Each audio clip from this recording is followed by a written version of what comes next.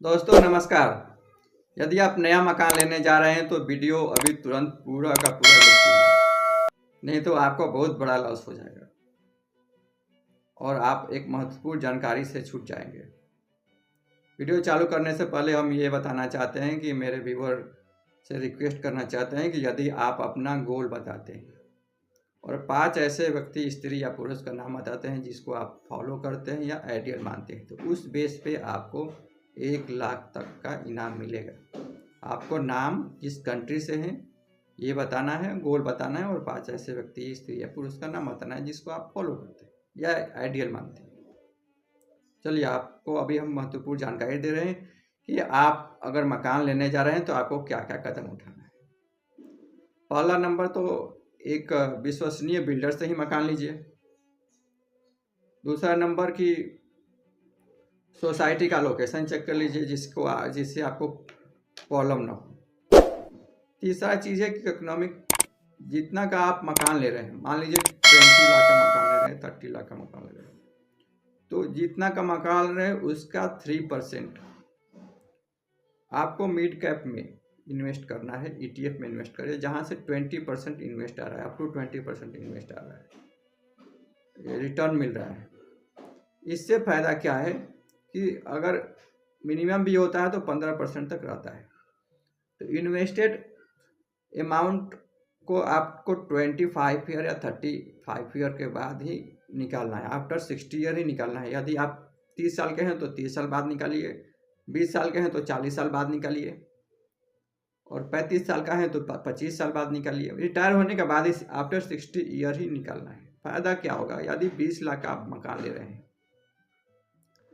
और 25 साल बाद आप पैसा वो निकाल रहे हैं,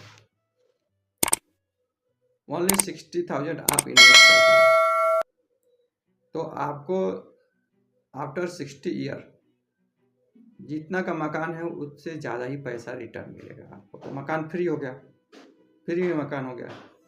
इसका 3 फायदा ये है।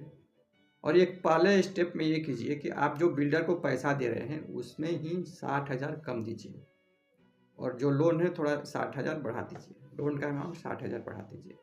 60,000 वो जो दे रहे थे, अगर 3 लाख दे रहे हैं तो 2,40,000 एडवांस दीजिए, 60,000 को इन्वेस्ट कर दीजिए।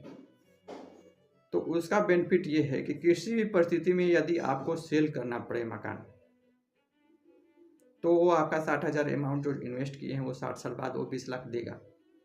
यदि किसी परिस्थिति में अगर मकान आपका बैंक उठा लिया, बैंक अपने कब्जे में ले लिया, इकोनॉमिक क्राइसिस आ गया, तो भी उस परिस्थिति में भी वो पैसा आपको 60 साल बाद, जो बुढ़ापे के लिए आप, वो बुढ़ापे में काम करेगा। क्योंकि बुढ़ापा में किसी का कोई सहारा नहीं होता, कोई किसी का सहारा देता ही नहीं। मजबूरी में थोड़ा बहुत ऐसे एग्जाम्पल मिल जाते हैं लेकिन मज़ा नहीं आता, पैसा ही नहीं मिलेगा। कोई पैसा देता ही नहीं, 5,000 देगा फिर वो भी बोलेगा 5,000 दिए थे, 5,000 दिए थे। तीसरा फायदा ये होगा कि यदि आप कंटिन्यू उस मकान में रहते भी हैं और बेटा बेटी का फैमिली बढ़ गया, आपको दिक्कत हो रहा, तो अभी वो लास्ट में आपको अगर 30 लाख, 40,000, 50 लाख जितना है उतना फंड अगर मिलता है तो आपको एक बुढ़ापे में सहारा हो जाएगा और पैसा रहेगा तो आपके लोग सेवा भी करेंगे। 30 साल के लिए अगर इन्वेस्ट कर देते हैं, 30 साल के लिए इन्वेस्ट करते हैं तो वही पैसा आपको 1,40,00,000 मिलता है 60,000 का। अगर 1,40,00,000 नहीं भी मिलता है तो 1 करोड़ तो मिलेगा, 1 करोड़ नहीं मिलेगा 60 लाख तो मिलेगा, 60 लाख नहीं मिलेगा 40 लाख तो मिलेगा। 3% इन्वेस्ट किए और आपको अगर 60 लाख रुपया मिल गया, 40 लाख रुपये, अगर 1,40,00,000 नहीं मिला तो 40 लाख तो मिलेगा। 40 लाख अगर मिल गया तो आप जितना पैसा उसमें, जितना का मकान था और जितना लोन में खर्च हुआ, दोनों मिलाकर 40 लाख हुआ और 40 लाख फिर आपको 30 साल मिल गया, तो मकान तो पूरा का पूरा फ्री हो गया। तो इस काम पर ज़रूर विचार कीजिए। और चूँकि ये मार्केट रिस्क पे डिपेंड करता है, ज़रूर है, लेकिन मार्केट रिस्क भी आपके वोट पे ही डिपेंड करता है। तो वोट आप डेवलपमेंट के लिए वोट कीजिए और डेवलपमेंट तभी आएगा जब एजुकेशन और जनसंख्या कंट्रोल रहेगा। तो सरकार को केवल वोट दीजिए तो डेवलपमेंट के लिए दीजिए, जिससे वो और जनसंख्या कंट्रोल करे और एजुकेशन दे। और इस पर आपका क्या विचार है, आप कमेंट करके ज़रूर बताएं। और इन्वेस्टमेंट से पहले किसी एक्सपर्ट से एडवाइस जरूर लें, इसके लिए जिम्मेवारी हमारी नहीं होगी। Thank you.